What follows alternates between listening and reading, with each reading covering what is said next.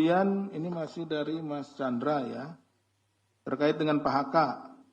Ini dokumen-dokumen, ini saya juga lihat di media ya, bahwa ada dokumen yang dititipkan kepada seorang profesor, kemudian dibawa ke Rusia. Apakah akan dipanggil untuk diperiksa? Nah, sebetulnya kalau itu memang dokumen terkait dengan perkara yang sedang kita tangani, dibawa saja ke sini gitu. Dibawa saja ke sini, jadi nanti bisa kita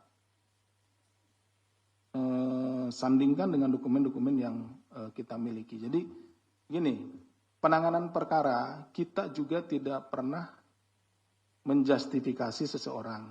Sudah bersalah kan ada asasnya, asas praduga tak bersalah.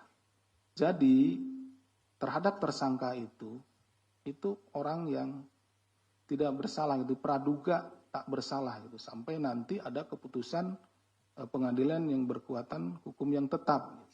Seperti itu. Kalau punya misalkan dokumen untuk men-challenge, bawa, tunjukkan kepada kita bahwa misalkan dokumen-dokumen tidak benar Pak, ini buktinya. Saya buktinya di mana.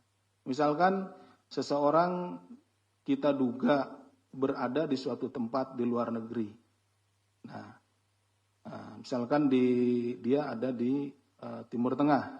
Nah, dia memang ke luar negeri di hari itu, tapi tidak ke Timur Tengah Pak. Saya ini buktinya paspor saya, ini capnya di sana, saya misalkan ke Jepang, ada buktinya, ditunjukkan kepada kita, sehingga kita di dalam berita acara kita itu akan kita masukkan. Kita juga tidak akan menghilangkan bukti-bukti yang disodorkan, yang dibawa oleh para saksi maupun tersangka gitu. Karena kita juga tidak ingin menzolimi siapapun gitu.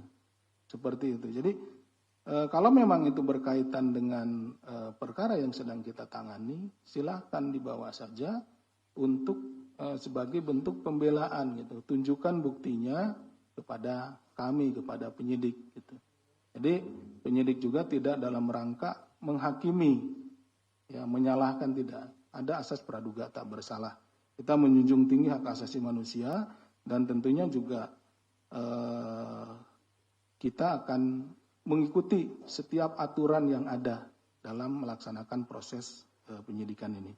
Jadi tidak perlu ragu-ragu, tidak perlu takut, silakan untuk dibawa, dikonfirmasi kepada kita. Kemudian dari Mas Rahmat, ini terkait dengan Pak HK ada 2 perkara. Ini apakah terkait dengan penyitaan menghalang-halanginya disita HP dan bukunya? Bukan. Jadi begini, perkara yang pertama adalah terkait dengan penyertaan di dalam suap yang dilakukan oleh penyuap saudara HM Harun Masiku kepada pejabat di KPU ya, saudara W dan lain-lain yang sudah menjalani hukuman. Kemudian di dalam perjalanannya KPK telah menetapkan saudara HM sebagai tersangka penyuap ya. Jadi HM itu tersangka penyuap terhadap saudara W dan kawan-kawan ya, komisioner KPU waktu itu. Nah, dalam perjalanannya ini kan perkaranya waktu itu tangkap tangan saudara W dan kawan-kawan, saudara T. Nah, itu tertangkap, dibawa, diadili sini, kemudian ini. Nah, ini HM sampai saat ini buron, tidak ada gitu kan. Sampai saat ini belum ditemukan. Seperti itu. Nah, dari pendalaman kami terhadap HM itu kan dicari kemana HM ini.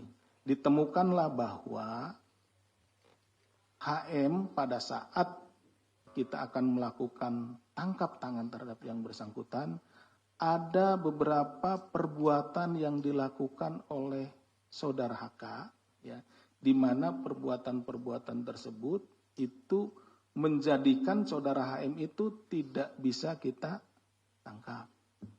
Itu seperti itu. Nah, itu udah dijelaskan waktu penetapan tersangkanya Pak HK.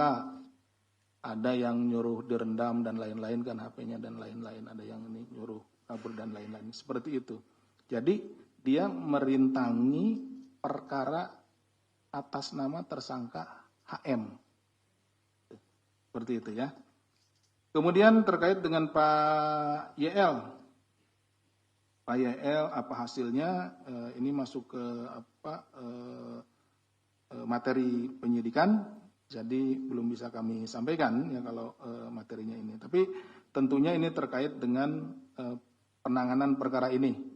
Pada saat beliau menjabat sebagai Menteri Hukum dan HAM, di bawah beliau itu ada imigrasi, ya, keimigrasian, ada Direktorat Jenderal Imigrasi, di mana Direktorat Jenderal Imigrasi itu berkaitan dengan lalu lintas orang keluar dan masuk ke wilayah hukum negara Indonesia, negara Republik Indonesia. Nah, itu ada mungkin rekan-rekan juga sudah mencatat tanggal berapa HM keluar, kemudian tanggal berapa masuk lagi, kemudian terjadi delay sehingga ada perdebatan bahwa masuknya itu sebetulnya keluarnya tanggal berapa, masuknya tanggal berapa. Kalau keluarnya kan tanggal 6 nih. Yang jadi perdebatan kan masuknya. Apakah tanggal 7-nya atau tanggal berapa? Nah, itu yang sedang kita betul-betul konfirmasikan karena betul-betul kita cari, betul-betul kita pastikan. Kenapa? Karena tangkap tangan itu tanggal 8 kalau tidak salah. Ya, tanggal 8.